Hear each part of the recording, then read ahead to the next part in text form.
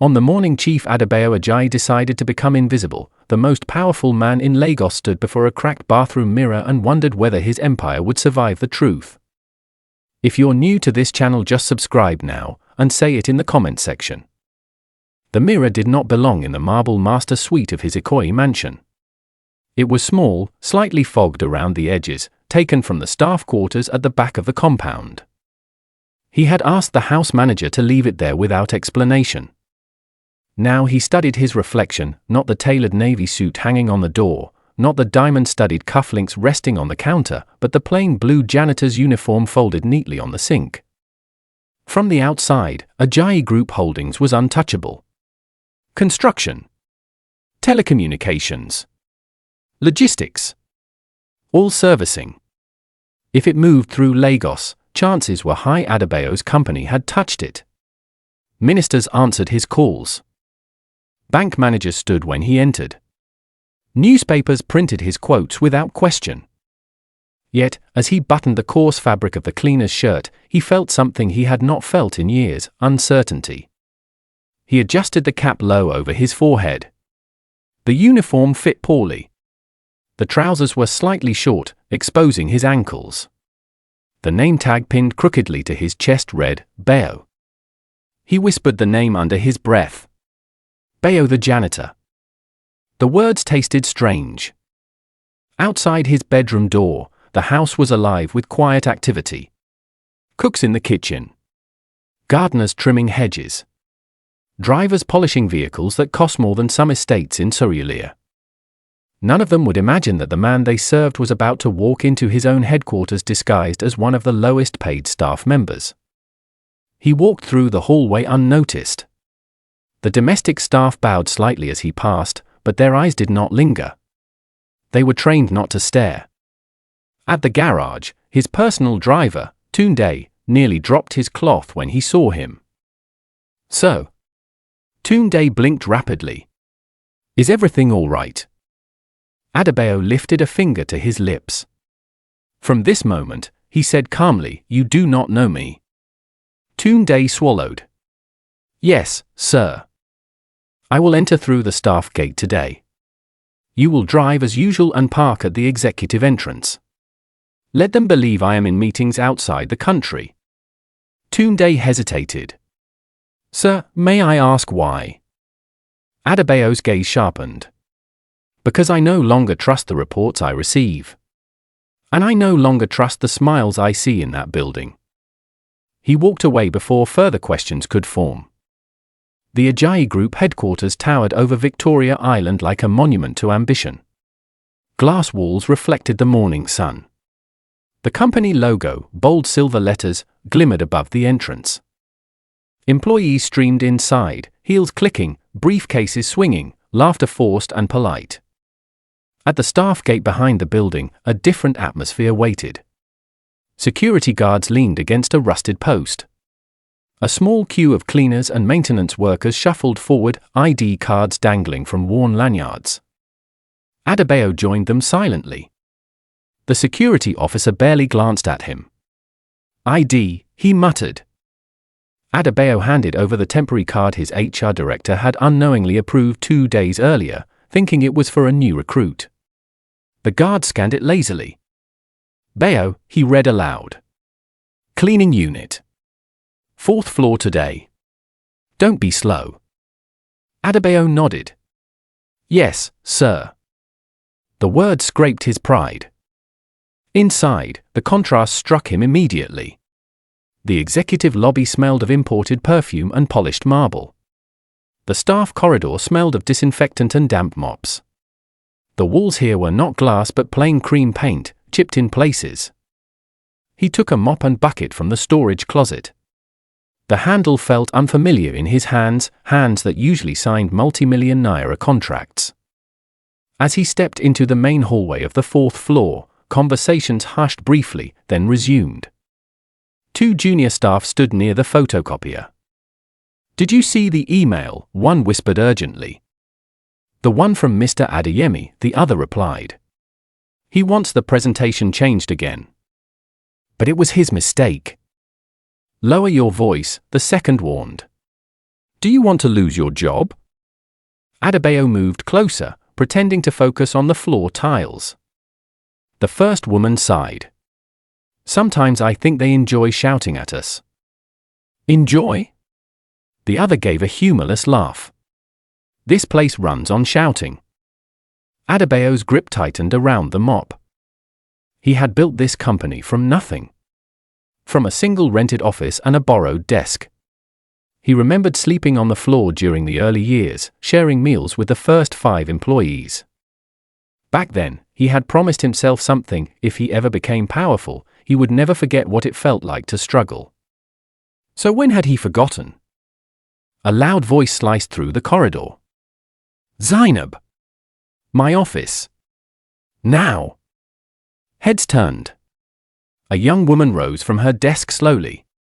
She adjusted her scarf with trembling fingers. Her eyes briefly met Adebayo's before she walked toward a glass-walled office at the end of the hall. Curiosity pulled him forward.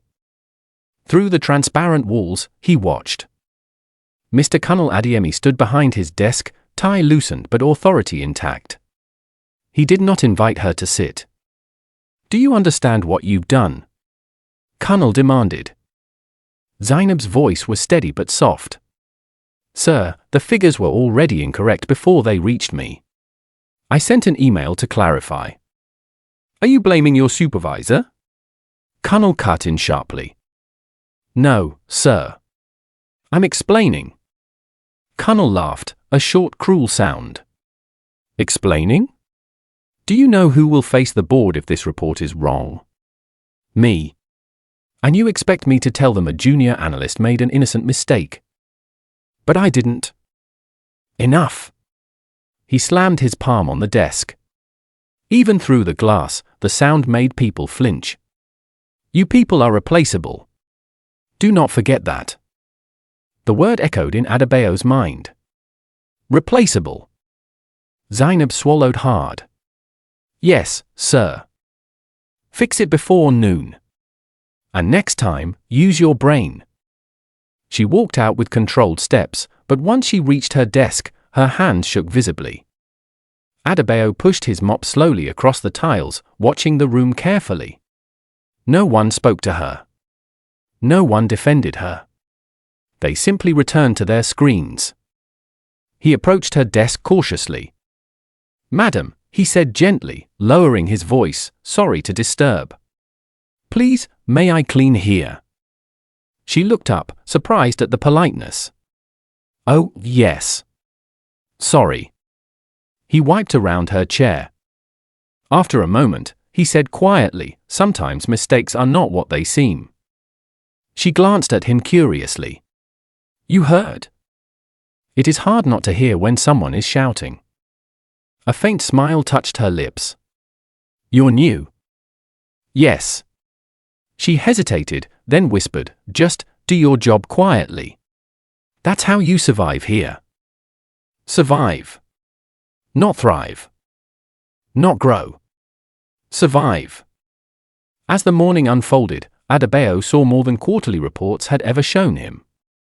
Supervisors snapping fingers instead of calling names. Staff afraid to ask questions. Ideas silenced before completion. In the break room, 2 cleaners discussed unpaid overtime. They said it will reflect next month, one muttered. They said that last month too, the other replied. Adebayo listened without revealing himself. By midday, his back ached from bending. Sweat gathered at his collar. No one offered him water. No one looked at him long enough to recognize his face beneath the cap. Invisible. The word no longer described just the staff, it described him. Near the elevators, he overheard a senior manager boasting on the phone. Of course the chairman trusts us, the man said confidently. He's too busy expanding internationally to worry about small internal matters. Adebayo felt a hollow sensation in his chest. Too busy. Too distant. Too removed. He stepped into an empty restroom and stared at his reflection again. The uniform did not hide his identity completely, but it was enough. Enough for people to reveal who they truly were when they believed power was absent. He splashed water on his face. In the mirror, he saw not a billionaire, not a chairman, but a man who had built something magnificent and somehow lost its soul. When he returned to the hallway, Zainab was still working intensely, correcting figures that were never hers to fix. Kunal passed by without acknowledging her effort. Adebayo resumed mopping. Each stroke of the mop felt symbolic, as if he were trying to clean more than just floors. By the time the closing bell rang, he had learned more in one day as Bayo the janitor than he had in years as Chief Adebayo Ajayi. And as he placed the mop back into the closet, one realization settled firmly in his mind. Power had built his company. But power, left unchecked, was slowly poisoning it. He removed his cap slowly, running a hand through his hair. Tomorrow, he would return. Not as the chairman. Not yet. But as the man no one thought mattered. And for the first time in years, Adebayo felt something close to clarity. The empire did not need another expansion. It needed awakening. The second morning Adebayo returned as Bayo the janitor. He entered the building with clearer eyes and heavier thoughts. The staff gate guard barely looked up. You again? Fourth floor. Yes, sir, Adebayo replied, lowering his head slightly. It amazed him how quickly people categorized others. Uniform meant invisible. Invisible meant unimportant. Unimportant meant undeserving of courtesy. He collected his mop and began earlier than usual. He wanted to observe before the executives arrived. By 8:15 a.m., junior staff filtered in. Their laughter in the hallway carried a nervous undertone, like students before an exam. Phones were checked. Emails scanned. Faces tightened. Two young men stood near the window. Did you finish the compliance file? One asked. I stayed till 11 p.m., the other said. But I'm not sending it yet. Why? What if there's a mistake? Adeyemi will roast me alive. Adebayo moved closer, wiping the glass slowly. You can't keep delaying, the first man warned. I know. I need this job, bro. My mum's hospital bills are not joking. The vulnerability in his voice cut deep. Adebayo thought of the board meetings where managers boasted about maximizing efficiency and tightening discipline. Those words sounded different here. By 9 a.m., the executive floor transformed. Heels clicked sharply. Doors shut with authority. Assistants hurried like messengers in a battlefield. Colonel Adeyemi arrived precisely at 9:07 a.m., as he always did. Navy suit. Polished shoes. Expression already irritated. Good morning, sir, several staff chorused. Colonel nodded without eye contact. Adebayo watched him pause near the reception desk. Why is this place dusty? Colonel snapped suddenly, running a finger across the counter. The receptionist blinked. Sir, cleaning just. Colonel turned sharply. He barked at Adebayo. What are you paid for? Adebayo approached calmly. I will clean it immediately, sir. You people are all the same, Colonel muttered. No initiative. The words stung more than Adebayo expected. Not because they were directed at him, but because they reflected a culture he had unknowingly allowed. He wiped the counter thoroughly. Colonel lingered. And when you finish here, check my office. The trash bin was not emptied properly yesterday. Yes, sir. As Colonel walked away, the receptionist whispered softly, sorry. Adebayo looked at her. It is all right. She shook her head slightly. It's not. Mid-morning, tension exploded. A loud argument erupted from the conference room. The glass walls did little to hide the humiliation unfolding inside. 3 supervisors stood before a senior director, Mr. Hassan. I asked for revised projections. Hassan shouted. What is this nonsense? One supervisor attempted to explain. Sir, the market fluctuation. I don't want stories. I want results. Adebayo stood near the door, pretending to adjust a trash bag. Hassan pointed aggressively. If this contract fails, someone will take responsibility. Do you understand? Silence. Good. Now fix it. The supervisors walked out pale and silent. One of them muttered under his breath, "We're not magicians." The other replied, "Keep your voice down unless you want to disappear." Disappear. The word surfaced again. Power here did not inspire. It threatened.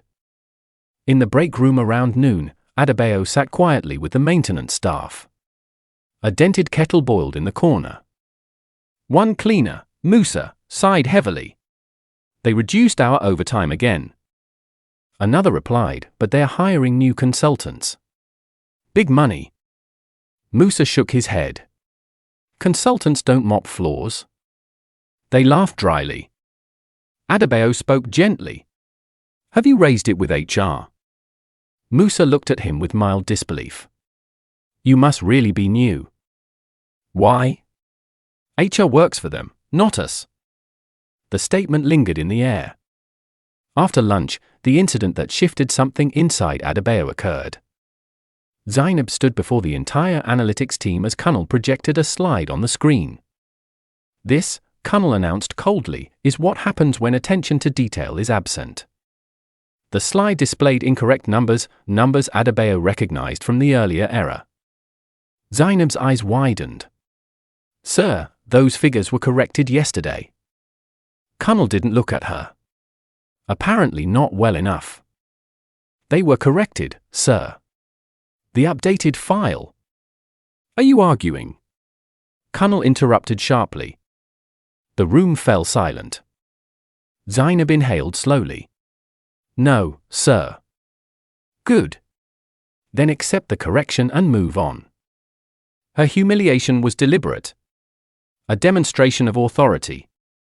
Adebayo felt heat rise in his chest. He stepped forward slightly. Excuse me, sir. Every head turned. Kunal frowned. Why are you inside this meeting? I was emptying the bin, Adebayo said calmly. But I overheard. The updated report was sent last night. Kunal's eyes hardened. Are you part of the analytics team? No, sir. Then focus on your mop. A faint ripple of uncomfortable silence passed through the room. Adebayo held his ground. Yes, sir. He stepped back, but his mind burned. After the meeting, Zainab approached him near the corridor. You shouldn't have spoken, she whispered urgently. Why? They can terminate you for less. He studied her face, intelligent, exhausted, resilient. Why do you stay? He asked quietly. She hesitated. Because not everyone can afford pride. Her honesty unsettled him. Later that afternoon, he observed another pattern. Ideas did not flow upward. In the IT section, a young technician attempted to explain a recurring system vulnerability to his supervisor. If we upgrade the firewall configuration, we can prevent downtime, the technician said. The supervisor waved him off. That requires budget approval. But the cost of downtime is higher. Are you the CFO? The supervisor snapped. The technician lowered his gaze. No, sir. Then stick to maintenance. Adebayo memorized the technician's face. By 5 p.m., exhaustion blanketed the floor. Staff packed up cautiously, as if leaving too early might be seen as laziness. Kunal exited his office briskly. Reminder, he announced loudly, performance reviews are next week. Those underperforming should reconsider their commitment. Fear flickered across several faces. Adebayo pushed his cart slowly behind him. He now understood something deeply disturbing. Power here was not simply authority, it was control through fear. People worked not because they were inspired, but because they were afraid to lose survival. In the restroom mirror that evening, Adebayo stared at himself again. 2 days ago, he had suspected something was wrong. Now he knew. The company he built on ambition had evolved into a machine that crushed the very people sustaining it. And the most dangerous part? Many of his executives believed they were doing an excellent job.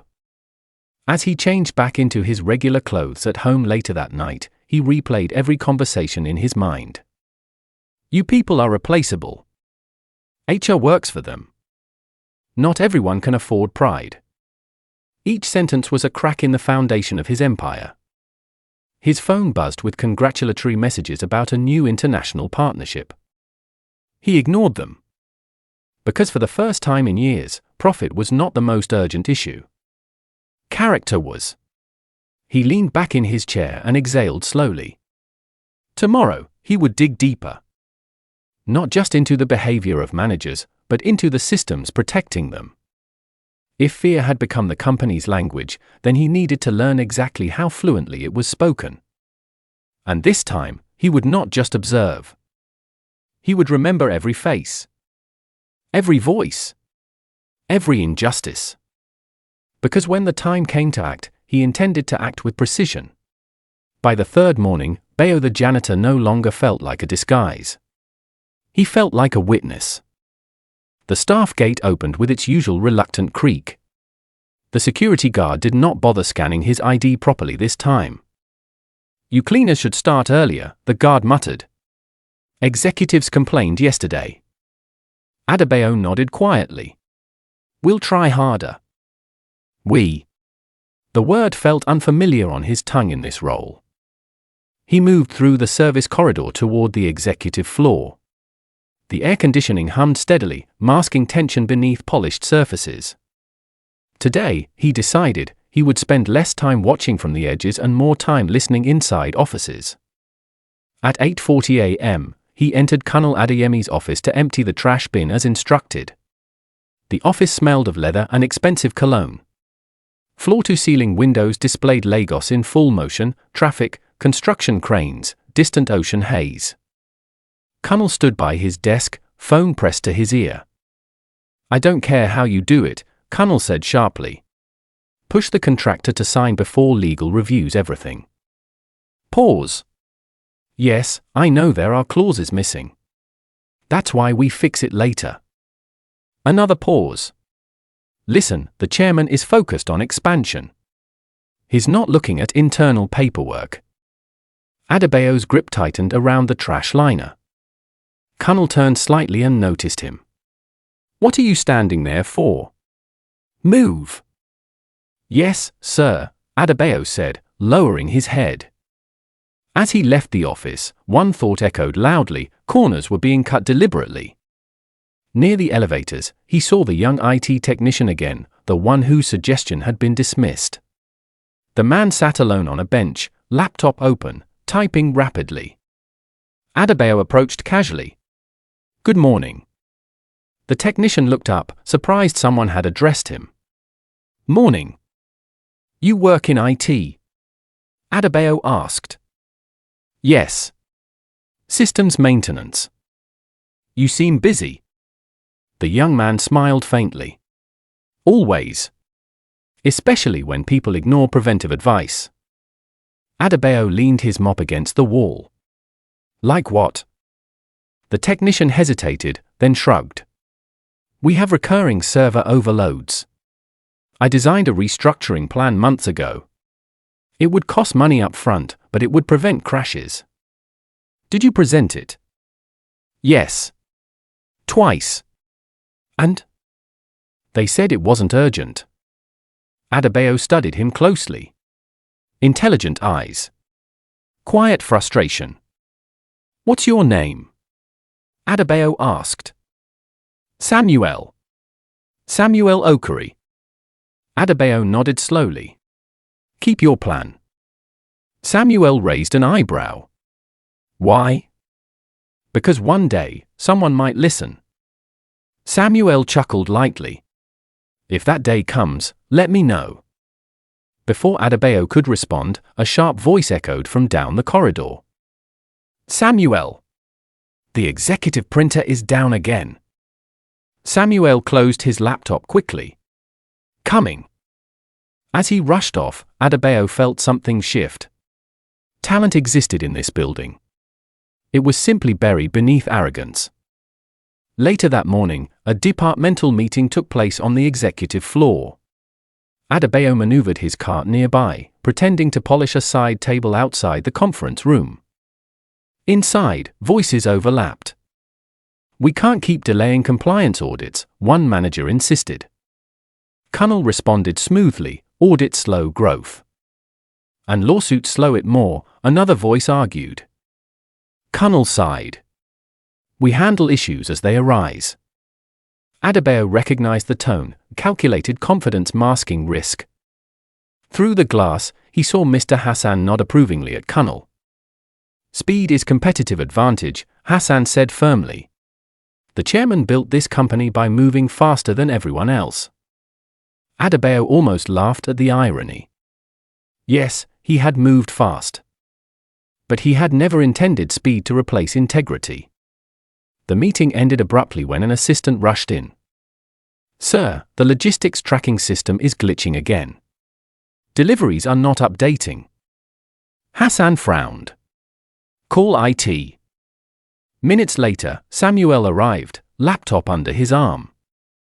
"I warned about this," Samuel said carefully, connecting cables. "The current server allocation can't handle peak traffic." Cunnell crossed his arms. "Just fix it." Samuel worked quickly, fingers flying across the keyboard. Adebayo watched closely from the doorway. Within 15 minutes, the system stabilized. "There," Samuel said quietly. "Temporary patch applied." "Good," Cunnell replied dismissively. "Send an email saying it was routine maintenance." Samuel hesitated. "Sir, with respect, this will happen again." Cunnell's eyes narrowed. "Then we'll fix it again." Samuel lowered his gaze. "Yes, sir." As Samuel walked out, Adebayo followed. "You fixed it quickly," Adebayo said. Samuel shrugged. "Temporary solutions are easy. What about permanent ones? They require leaders who listen." The statement landed heavily. In the afternoon, Adebayo decided to test something. He deliberately delayed cleaning a section near the executive lounge. Within minutes, a senior assistant called out sharply, "Cleaner! Why is this still dirty?" "I will clean it now," Adebayo replied calmly. "You people wait until someone complains," she snapped. He moved silently, noting how frustration always flowed downward. Not once did he hear a manager speak harshly to someone above them. Power moved like gravity, only pressing down. Around 3 p.m., a new development unfolded. A heated conversation erupted between two procurement officers near the supply room. "We can't approve that invoice without documentation," one insisted. Cunnell said to fast-track it, the other replied nervously. "But the vendor history is questionable. Do you want to challenge him?" Silence. Adebayo stepped inside to replace a light bulb, listening carefully. "If this backfires, they'll blame us," the first officer whispered. "They always do." A pattern emerged clearer with every hour. Risk decisions were centralized. Accountability was not. By closing time, exhaustion coated the building again. Samuel remained at his desk long after most employees left. Zainab stayed too, double-checking reports quietly. Adebayo approached them in the dimming light.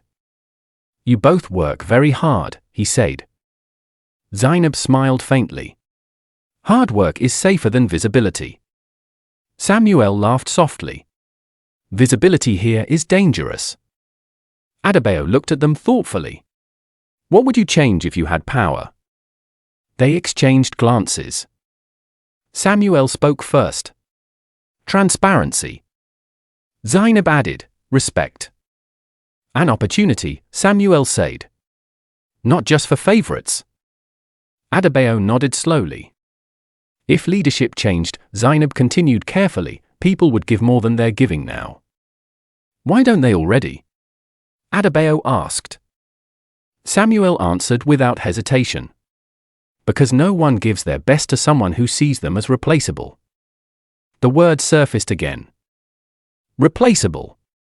Adebayo felt its weight more deeply now. As they packed up, Samuel looked at him curiously. You ask a lot of questions for a cleaner. Adebayo smiled slightly. Maybe I am learning. Learning what? How things truly work. Samuel zipped his bag. If you figure it out, let me know. They left together toward the elevators. When the doors closed behind them, Adebayo remained alone on the quiet floor. He walked slowly into the main conference room and stood at the head of the long table. This was where strategies were crafted. Where numbers were celebrated. Where applause echoed during quarterly victories. Yet no one here seemed to know the cost beneath those victories. He imagined Samuel sitting at this table. Zainab presenting confidently without fear. Managers being challenged without retaliation. It was possible. But it required dismantling more than policies. It required confronting those who believed fear was effective leadership. As he exited through the staff gate that evening, the sky above Lagos burned orange. 3 days in disguise had shown him more truth than 3 years of executive summaries. He now knew the key players. The silenced innovators. The fearful middle managers. The architects of intimidation. And most importantly, he knew the system itself protected the powerful from consequence. But systems, he reminded himself, were designed by people. And what people design? People can redesign. Tomorrow, he would not just observe. He would begin testing the limits of the structure he built. Quietly. Carefully. Because transformation, like corruption, always started beneath the surface. On the 4th morning, Lagos woke to chaos, and Ajayi Group Holdings woke with it. Bayo the janitor was already on the executive floor when the first scream echoed from the operations unit. System failure. Chairs scraped violently against the floor. Phones rang simultaneously. Screens flickered, then froze.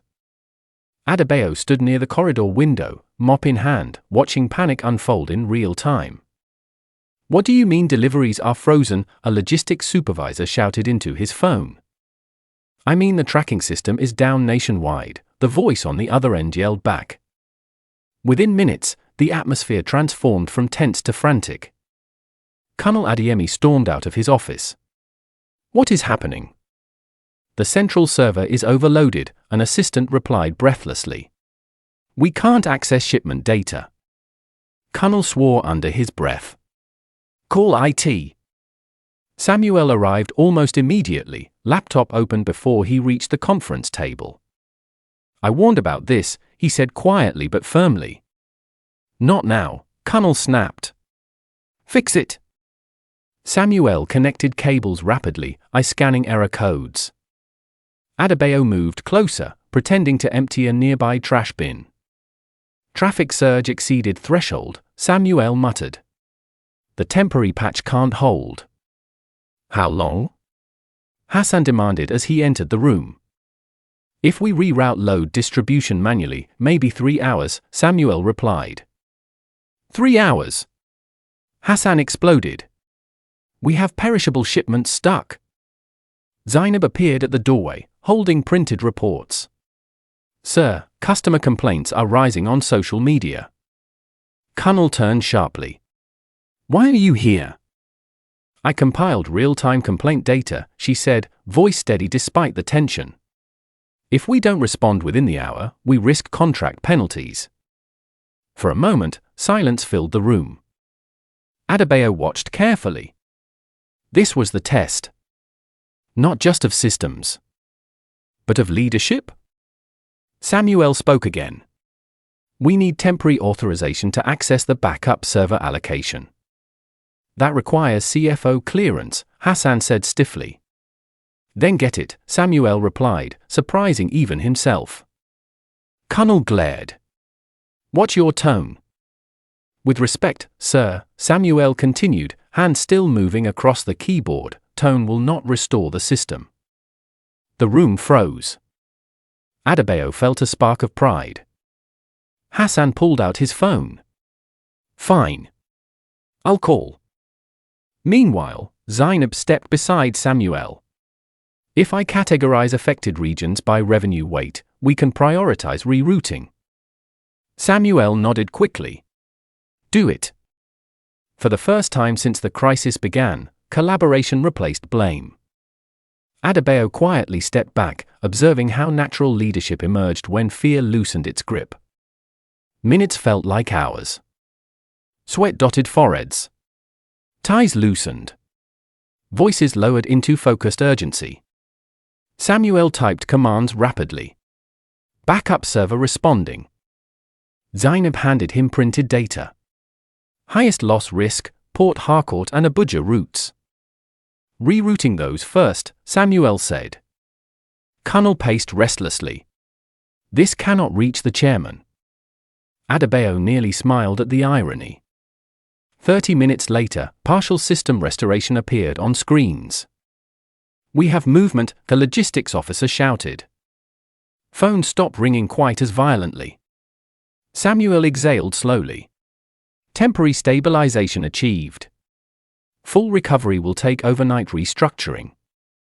Hassan wiped his forehead. Good. But then came the familiar pattern. Colonel straightened his jacket. Prepare a statement, minor technical maintenance delay. Fully resolved by management team. Samuel looked up. Sir, the root cause is not for public distribution, Colonel cut in. And internally. Samuel pressed. Colonel's expression hardened. Internally, we focus on efficiency. Not blame. Zainab glanced at Samuel subtly. Adebayo felt something decisive settle inside him. As the crisis cooled, employees retreated to their desks, exhausted. By evening, only a handful remained, Samuel, Zainab, and a few operations staff ensuring stability. Adebayo approached them quietly. You both did well, he said softly. Samuel leaned back in his chair. We just did what needed to be done. Zainab smiled faintly. It's easier to think when no one is shouting. Adebayo studied them carefully. If the system were rebuilt properly, how long would it take? Samuel looked surprised. Why do you ask?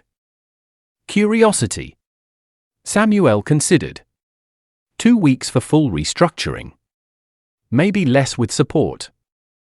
And would it prevent this from happening again? Yes, he said firmly. If implemented correctly. Zainab added, and if leadership prioritizes sustainability over speed. The words hung in the quiet office. At 9:30 p.m., Colonel returned from a phone call, unaware that Bayo still lingered nearby. Good job today, Colonel announced to the few remaining staff. I'll inform the board we handled it efficiently. Samuel's jaw tightened slightly, but he said nothing. Colonel glanced at him. Send me a brief summary. I'll present it tomorrow. Yes, sir, Samuel replied. As Colonel walked away, Adebayo followed discreetly down the corridor. He overheard Colonel's voice again on the phone. Yes, crisis managed. I led the recovery team personally. Adebayo stopped walking. There it was. Credit redirection. The invisible labor of the overlooked. He returned to the operations room. Samuel was packing up slowly. You should go home, Adebayo said gently. Samuel sighed. Maybe after I run one more diagnostic. Zainab gathered her papers. You're not invisible, you know, she said suddenly to Samuel. He looked confused. What? I saw what you did. Others did too. He smiled faintly. That's enough. They turned to leave. Adebayo remained behind for a moment, staring at the dimmed screens now blinking steadily. Today had revealed something crucial.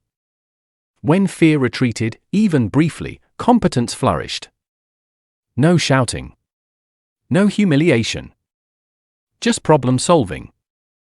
He walked into the empty conference room and sat at the head of the table again. He imagined tomorrow. All staff gathered. Executives confident. Samuel expecting another quiet day. Zainab bracing for another round of undervalued effort. He removed the cleaner's cap slowly and placed it on the table before him. For days had exposed systemic cracks. Abuse disguised as discipline. Speed masking recklessness. Leadership claiming victories built by unseen hands. He leaned back in the chair and closed his eyes briefly. The test was complete. He had seen enough. And tomorrow, there would be no mop. No cap. No lowered gaze. Tomorrow, power would look into the eyes of those who had misused it. And invisibility would end, not just for him, but for everyone who had been treated as though they did not matter. The announcement went out at 8 a.m. sharp. Mandatory full staff assembly. Main hall. 9 a.m. attendance required. No explanation. No agenda. Whispers spread faster than official emails ever could. Is it about yesterday's crash? Are layoffs coming? Maybe a merger? On the executive floor, Kunal adjusted his tie in the reflection of his office window. This better not be about that minor glitch, he muttered to Hassan. Hassan shrugged. If the chairman is calling everyone, it must be strategic. Neither of them suspected what was coming. By 8:55 a.m., the main hall filled with over 300 employees. Cleaners stood at the back. Junior analysts clustered together nervously. Managers occupied the front rows with practiced confidence. Samuel stood beside Zainab. Whatever this is, Zainab whispered, I hope it's good. Samuel gave a faint smile. Hope is dangerous here. The stage remained empty. Murmurs grew louder. Then the side door opened. At first, no one noticed. A man walked in quietly, dressed in a perfectly tailored charcoal suit. Polished shoes. No cap. No mop. He walked with measured steps toward the stage. Samuel's eyes narrowed slightly. Zainab froze. Kunal's casual posture stiffened. Because the man approaching the podium was not unfamiliar. It was Chief Adebayo Ajayi. But something about his gaze was different. Sharper. Colder. Intent. The hall fell into stunned silence. He adjusted the microphone calmly. Good morning. The sound of his voice, firm, unmistakable, sent a ripple through the crowd. Kunal leaned toward Hassan. He was supposed to be abroad. Adebayo scanned the room slowly. I have spent the last 4 days inside this building, he began, not as your chairman, but as someone you did not see. A wave of confusion moved through the hall. Samuel's eyes widened. Zainab's hand flew to her mouth. Kunal frowned. Adebayo continued, voice steady. I entered through the staff gate. I wore a cleaner's uniform. My name was Bayo. Gasps erupted. Some employees turned instinctively toward the cleaner standing at the back. Kunal's face drained of color. I watched, Adebayo said calmly. I listened. I learned. The silence deepened. I saw fear where there should be confidence. I heard shouting where there should be guidance. I witnessed talent dismissed and integrity humiliated. His eyes locked briefly onto Kunal. You built this company with me, he said, addressing the managers. But somewhere along the way, power became louder than purpose. No one moved. Adebayo stepped away from the podium slightly. 2 days ago, a systems failure threatened our operations nationwide. Murmurs rose again. I observed how it was handled. His gaze shifted toward Samuel and Zainab. I saw leadership emerge, not from titles, but from courage. Samuel stood frozen. Zainab's eyes filled with tears. Adebayo returned to the microphone. Samuel Okori. Samuel flinched as hundreds of eyes turned toward him. Please stand. He rose slowly. You proposed preventive restructuring months ago, Adebayo said clearly. It was ignored. Samuel swallowed. Yes, sir. You led the stabilization effort during the crisis. Yes, sir. You will now head a newly formed Systems Innovation Unit. Full budget approval. Direct reporting to me. The hall erupted into stunned whispers. Colonel's jaw tightened visibly. Adebayo raised a hand for silence. Zaina bellowed. She stood, heart pounding audibly in her ears. You were publicly blamed for errors not your own. Her voice trembled. Yes, sir. You corrected them anyway. You compiled live crisis data under pressure. You demonstrated accountability and composure. She could not speak.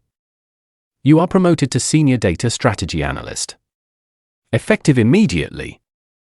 Applause began hesitantly, then grew stronger. Adebayo's expression remained firm. This is not charity, he said. This is correction. He turned his attention toward the executive row. Now we address culture. The word echoed heavily. Effective today, all performance evaluations will include upward feedback. Every employee will review their managers anonymously. A ripple of surprise spread. Overtime discrepancies will be audited externally. The cleaners at the back exchanged startled glances. All major contracts will undergo independent compliance verification. Colonel shifted uncomfortably. And any leader who confuses intimidation with strength, Adebayo added calmly, will no longer lead here. Silence fell like weight. Colonel stood abruptly. Sir, with respect. Adebayo's gaze cut through him. I heard you tell a junior staff member she was replaceable. The hall went completely still. I heard you claim credit for work you did not do. Colonel opened his mouth, then closed it. I built this company on ambition, Adebayo continued. But I will not allow it to run on fear. He stepped down from the stage slowly. This organization does not belong to executives alone. It belongs to every person who keeps it alive. He walked toward the back of the hall, toward the cleaners. Musa stared in disbelief as Adebayo approached him. You mentioned unpaid overtime, Adebayo said gently. Musa's voice shook. Yes, sir. It will be resolved. He turned to face the entire building one final time. For too long, some of you have worked as though invisible. His voice softened, but carried unmistakable authority. That ends now. He let the silence stretch intentionally. This company will never again treat its people like they are invisible. No dramatic music. No raised voice. Just certainty. For several seconds, no one moved. Then applause began, slow, emotional, building like a wave. Samuel sat down slowly, stunned. Zainab wiped her tears openly. Managers exchanged uneasy glances. Because something fundamental had shifted. Power had been redefined, not removed, but redirected. Adebayo stood calmly as the applause continued. He had not come to destroy what he built. He had come to repair it.